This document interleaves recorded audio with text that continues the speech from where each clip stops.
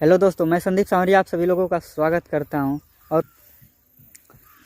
कि खतरा हटवला जिए सिखवला ओह दुर्गतिया में, बहुजन के विपतिया में ना।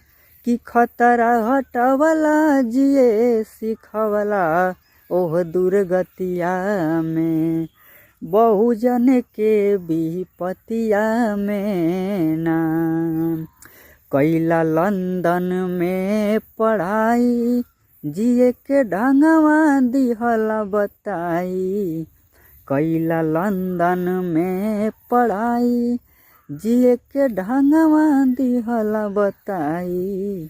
कि केहू मिलत नहीं रहे ओ ससतिया में, बहुजन के विपतिया में ना।